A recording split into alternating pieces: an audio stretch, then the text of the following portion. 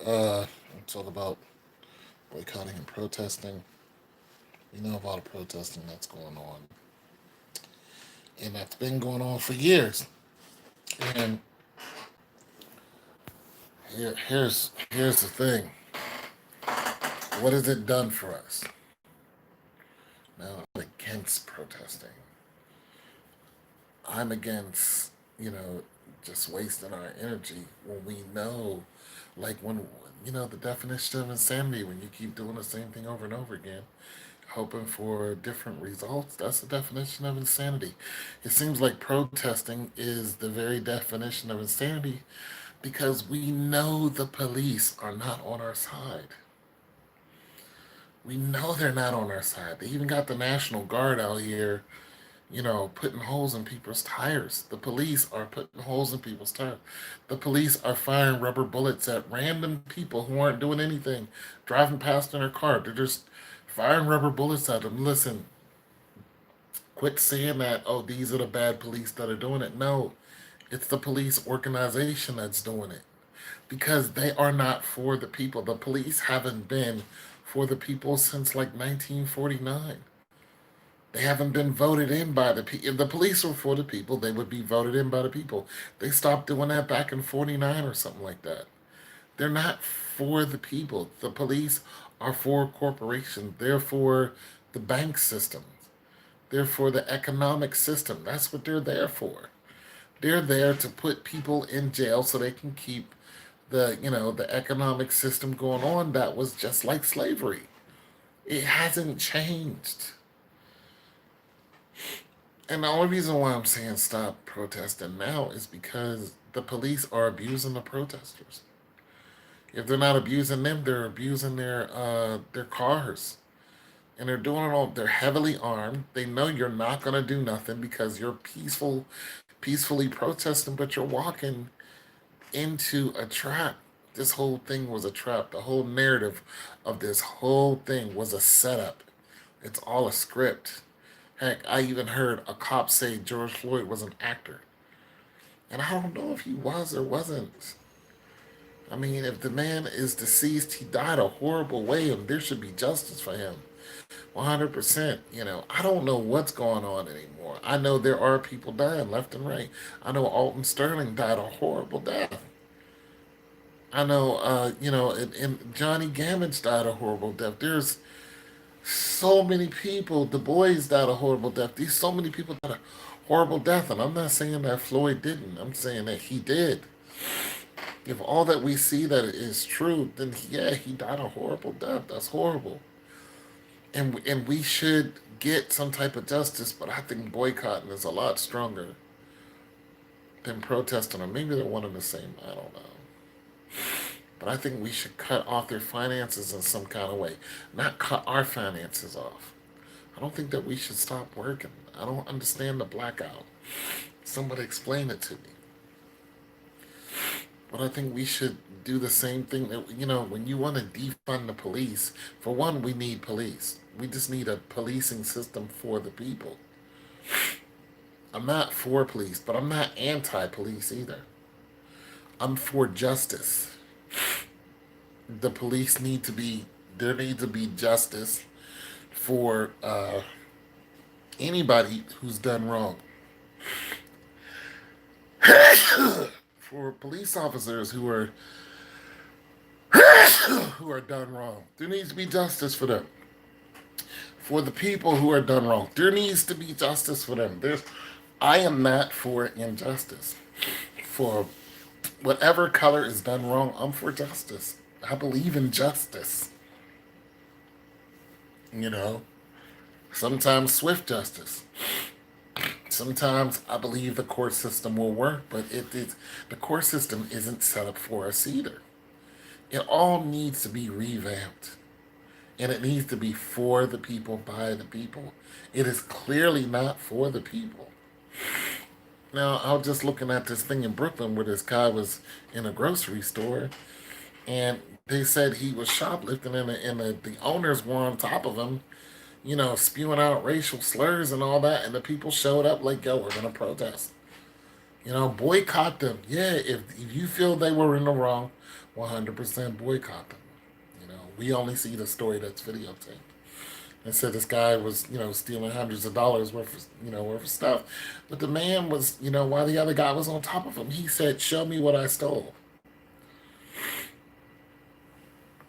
At that, for one, you shouldn't be like, you don't have the right to lay on top of the man. You don't have the right to bite him and put your hand over his nose. You're gonna draw unwanted attention. And you're gonna get your store burned down. You can't abuse. You want to hold the door shut so the man can't get out. Absolutely, 100%. That's your right. But you're gonna lay on top of the man, put your hand, and start biting him in the. Nah, bro. The protesters need to come see you, and they need to boycott your store. They don't need to burn it down, but they need to boycott the store. But understand, if the guy was shoplifting, then don't boycott in his name. Boycott because there was a wrong done to him. There was a wrong done by people, just people. Uh, when they go into the store, they're abused. Now, if it's a certain type of people, then okay. But if people are going into the store and they're picking out certain people and they're abusing them, that's one thing. If somebody is shoplifting, you do not have the right to put your hands on them. You have the right to kick them out the store. You do not have the right to put your hands on them. They can come turn around and sue you for assault. And I hope that they do. Because he was clearly being assaulted. You do not have the right to do that.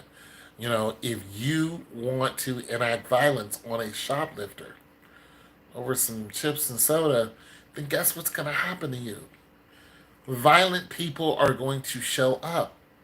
And when that happens, violence is going to mean violence. And it's just going to escalate.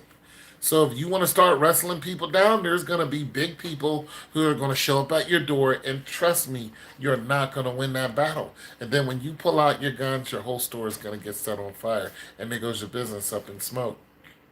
And that's just that. And anywhere you set up in your name, your business is going to go up in smoke. Nobody's playing around anymore. You do somebody wrong, trust me, you're looking at getting your spot tore up. These young folks are not having it. They not. But if the dude was shoplifting, then the people who are protesting need to make it known. Shoplifting is wrong. We're not condoning shoplifting. We're not gonna, like, George Floyd had a lot going on in his life. He had a little background going on with him. But the man deserves due process. And that's the way the system's supposed to be. That's justice. Whatever white substance or whatever, and under the influence, then he wrote a bad check. Then there is a process. There is a written law. This is the process of whatever the substance or whatever he was under the influence of. This is a process of a bad check. This is how much time can be allotted to you in jail and or prison. This is due process. Murder is not. That's nowhere near bad checks murder. It's just not even. It's not even close. So 100% justice for George Floyd. 100%. Y'all not just gonna keep doing that and then thinking that the young people are just gonna allow y'all to do that. It's not gonna happen. But when we protest, we got to understand what we're protesting for.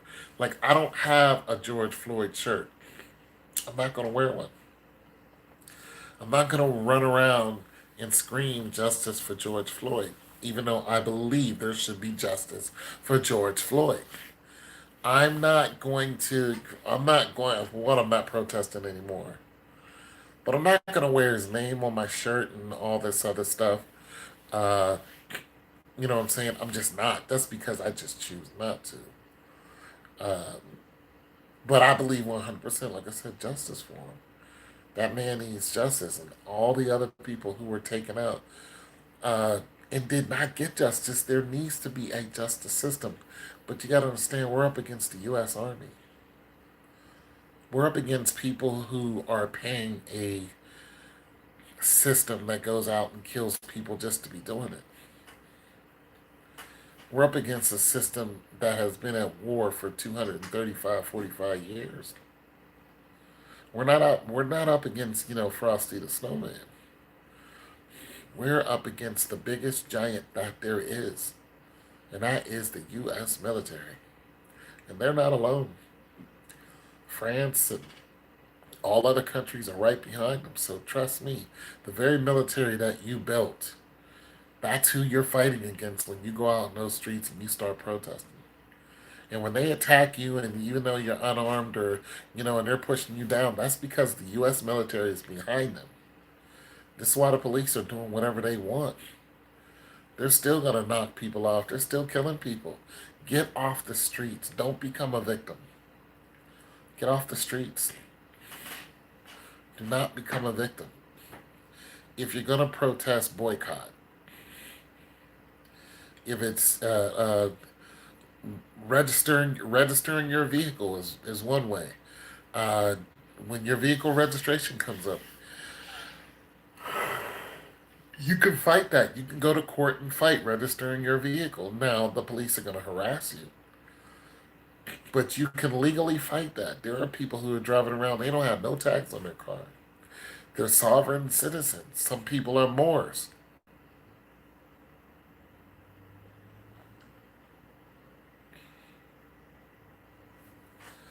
Yeah, I didn't know what was going on, bro. I didn't know what was going on. But yeah, you people gotta understand that. You can claim sovereign citizen, but the police aren't obeying the law. That's the biggest problem right now. See, there's all these laws to protect you in traveling. You should be allowed to travel this country. But when the police pull you over and ask you to get out their car, a lot of times they're disobeying the law. They're like, no, do it or you're gonna get killed. Or you're gonna get met with aggressive action. That's not the law. They've turned into gang members. They're completely throwing the law of the citizen out. And now there is no law. There is no law. They can't just stop you and then accost you, put you in cuffs for no reason, but that's what's happening. That's exactly what they're doing. And if they're doing that because, for one, they have the power to do it. And when you're saying you have the power to do it, they're armed, you're not. They have an army. They have the U.S. Army behind them. You don't. You have the People's Army. So you got to recognize who you are in this fight. You got to recognize what your stance is in this fight. You're not going to beat the U.S. Army, but you don't always have to, because the U.S. Army is divided too.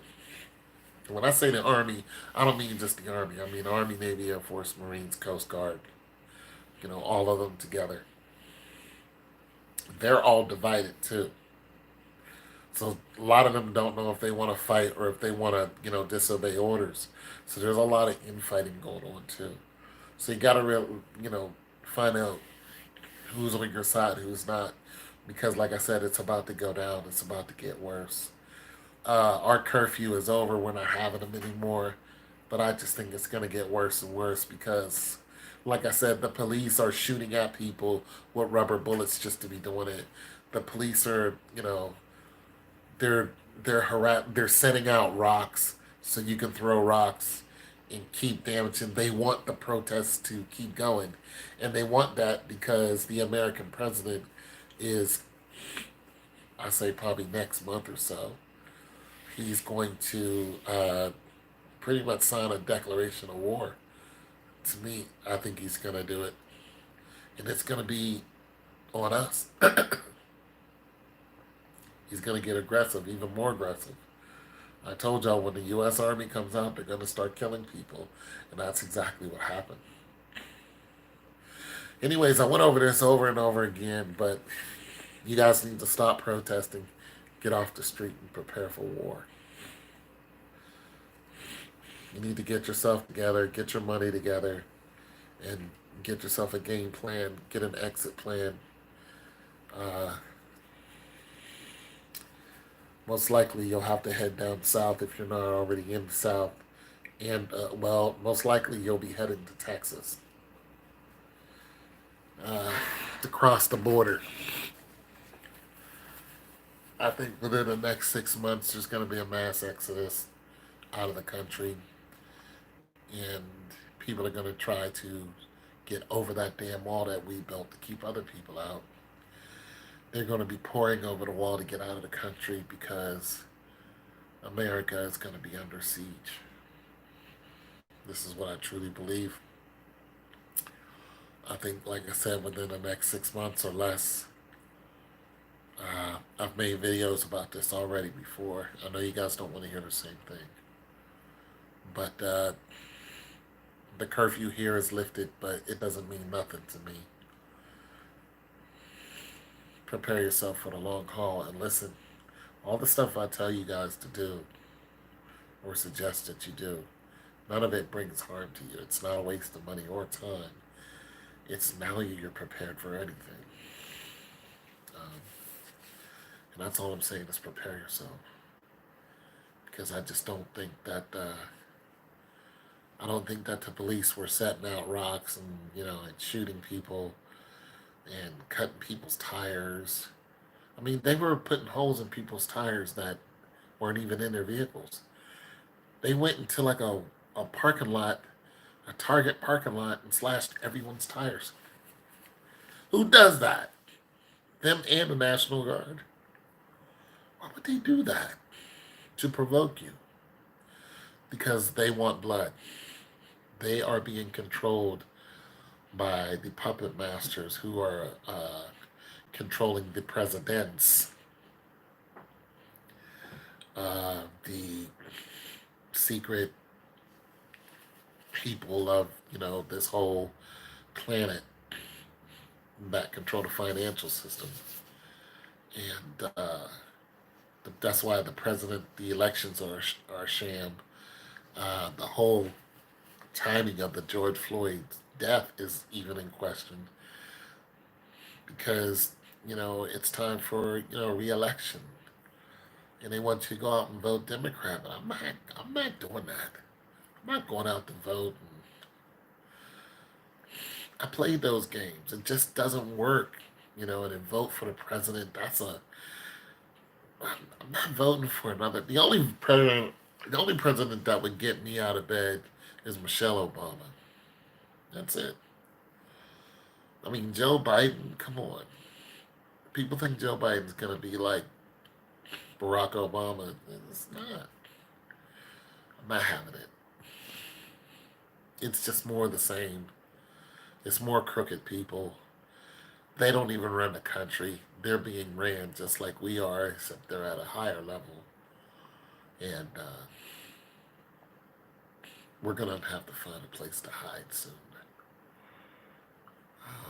It's your boy Tonto, man. God loves you. So do I.